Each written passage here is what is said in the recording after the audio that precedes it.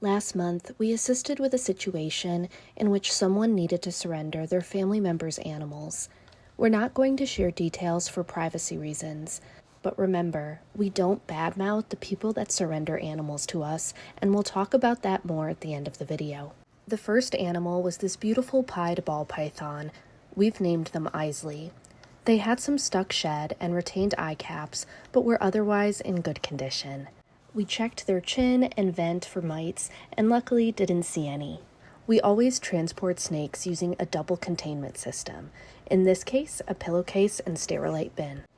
The next snake we've called Kent, and he's a subadult male that looks to be in great condition.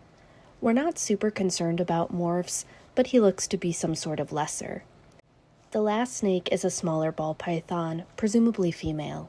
We've named her Lois Lane, and she also appears to be in good condition. Before we look at the last animal, there was a blackthroat monitor in pretty poor condition.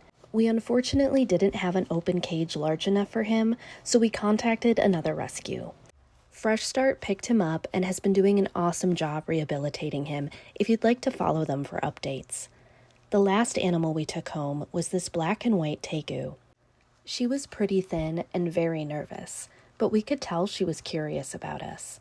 She wasn't happy about being grabbed, but calmed down pretty quickly. We only kept this Tegu for a single day.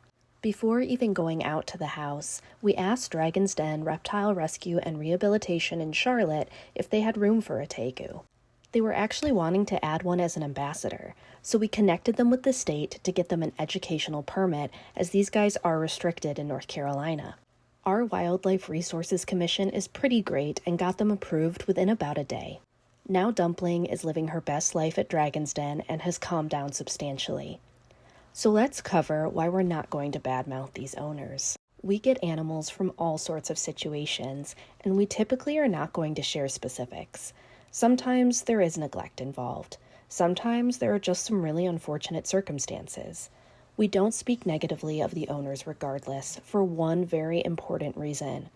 As a rescue, the last thing we want to do is discourage people from reaching out for help, and no one would surrender to rescues if they thought they'd get humiliated on the internet.